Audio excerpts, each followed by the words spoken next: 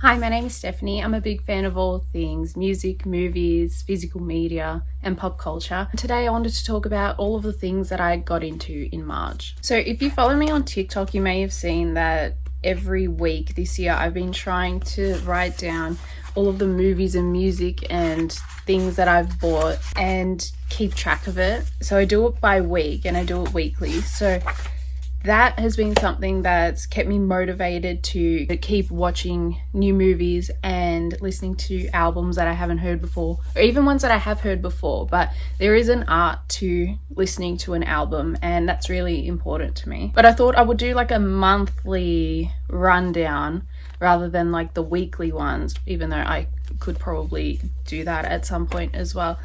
But in the month of March, this is my favorite things that I discovered and watched and listened to. So in March, I went to the movies 4 times, which is pretty good for me if I'm honest. I saw The Moment, Project Hail Mary, Dogs in Space, and Song Sung Blue. Dogs in Space was the 30th anniversary viewing of the movie, which was super cool because I love Dogs in Space. But something that I've been trying to do recently is get physical copy of the tickets where I can. So here's the ticket for Dogs in Space.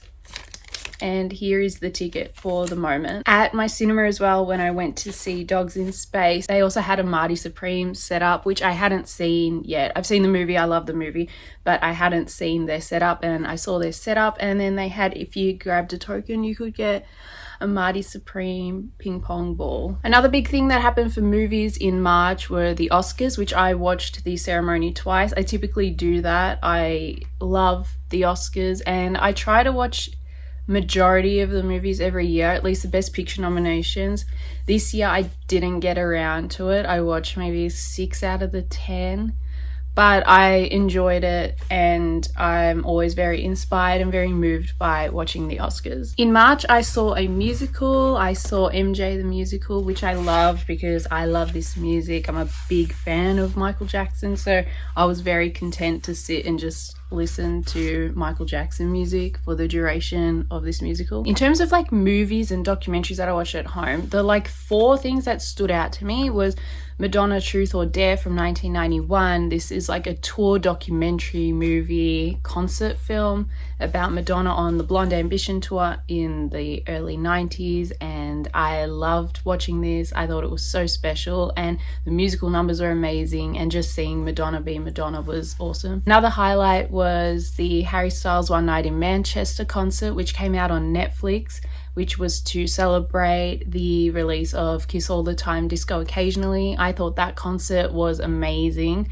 and I love all the camera work and everything. Another standout movie to me was Suspiria, the Dario Argento movie. I'd never seen one before, and I'd been wanting to watch Suspiria for ages, and I watched it and it freaked me out, but it's also so stunning. Whenever I see stills from this film, it always like captures my attention because it's so beautiful to look at, and every frame was stunning, and this movie freaked me out. I watched it alone by myself and really late at night, and I think that just really added to it. And then the 4th thing that really stood out to me was Man on the Run, the Paul McCartney documentary that came out last month as well.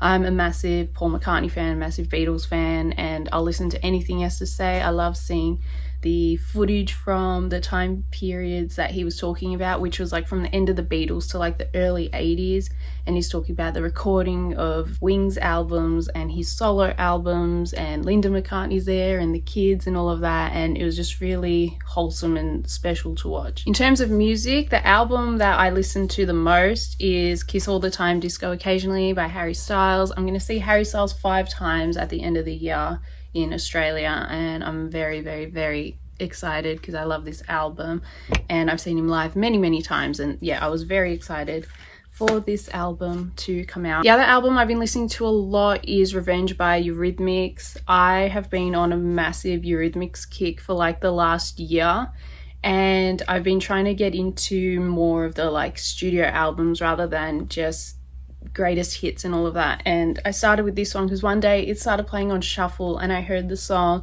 A Little of You, and now that's like one of my favorite songs ever. The next album I stumbled across and then bought a copy of was Graceland by Paul Simon. This one I knew a couple of songs. You Can Call Me Al is on this album as well, and that's like a massive song.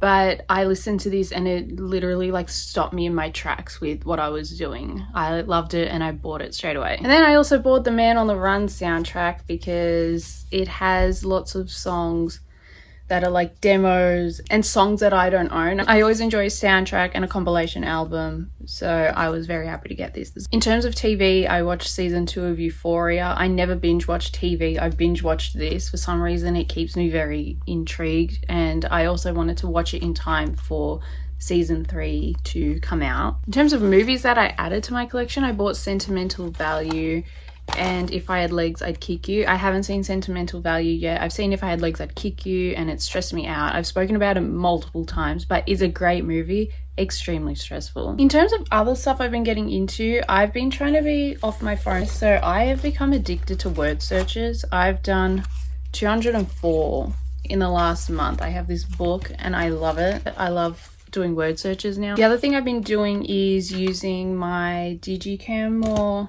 Mainly my Handycam. I've been using this for years. It's like my favorite thing in the world. And then my Instax camera. I'm trying to take less photos on my phone because I feel like I don't look at it as much and I print out photos and things.